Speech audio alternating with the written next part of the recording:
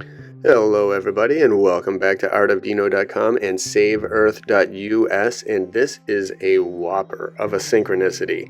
I consider myself pretty aware of a lot of things, but you never know where the world is going to take you. You absolutely do not. So one day I was in Barnes & Noble's. I haven't been there in years. I randomly found myself there, and out of all the books in the entire place, this caught my eye. For some reason, I don't know why. Maybe it's because this video needed to be made. Eyes in the Sky, The Secret Rise of GORGON Stare and How It Will Watch Us All. So I immediately went home and I flipped through the book and I was like, wow. And then I went home and I watched interviews with the author and a lot of different stuff. And so if you've never heard of this, like I had never heard of this, then get ready for a monstrous rabbit hole. So named after Gorgon, kind of like a Medusa, basically, a snaky Medusa, snake head, eyes that turn you to stone, etc. This is an aerial, wide area surveillance program that was broken out a long time ago by the military, a couple decades ago by the military, where it started as being kind of something pretty simple, but now it's turned into something ridiculous that should concern every single one of us. Because like all military technologies, they use it in war and then they bring it back home to use on us. And so when you get a corrupt government, you have no telling what they are doing to their people.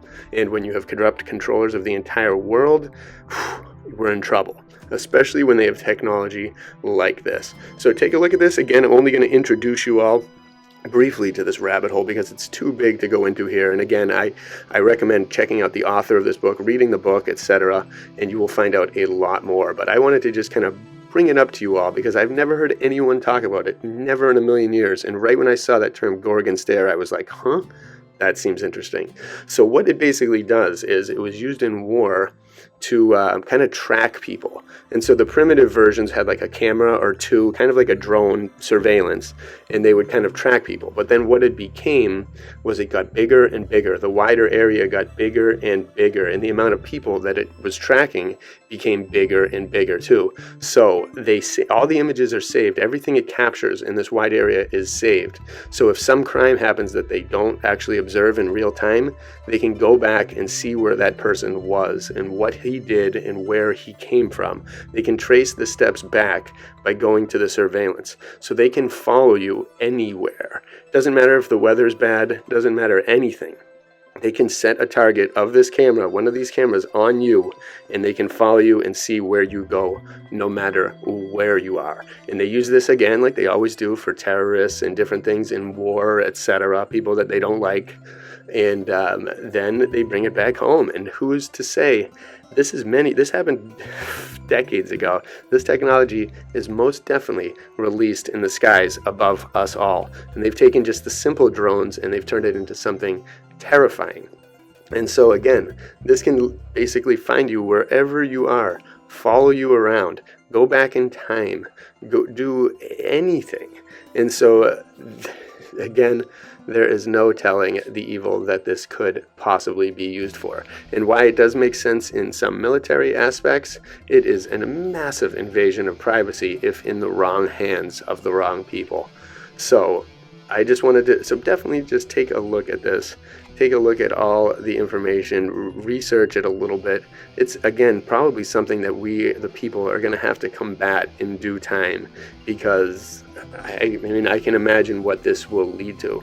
We know that we have very little privacy, whether it's online, they're tracking us everywhere, probably even with smart dust, etc., different kind of things internally. They can attach so many cameras, heat sensor cameras up to this. They can, again, like in those movies, the Avenger movies or whatever, they can follow you everywhere, know your every step, know who you're associating with, know where you're going, know what you're doing, know your schedule. They can learn everything. And so it's what started off as one person gradually in a small area, gradually grew into bigger and bigger areas, covering bigger and more people, more collections of people. So smart cities, sanctuary cities. I have a feeling this will be a staple technology to them, especially as they push trying to predict crime. And that is one of those things that I see this like minority report style definitely occurring, because they can, again, track you, they can trace you. There's no escape from this, whether you're in the woods, you're underground, you're wherever. I think they can know, because they can always go back and check the footage. It's like we are truly on the Truman Show, and they've got a Roku or whatever those things are, where they can go back and look at everything, zoom in on the details, find out everything. Just a massive camera.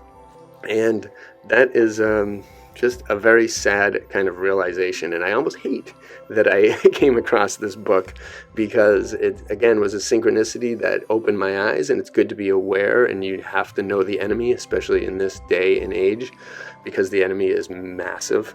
But again, it's another level of not necessarily paranoia, but like, oh dear God, what how far can this world go from its natural privacy like origins? It's the place where we all have the freedom to be who we are and not be afraid of being watched over by this Santa Claus in the sky of a devastating caliber that could be used for any amount of nefarious purposes on anyone that the people in control of this technology don't like.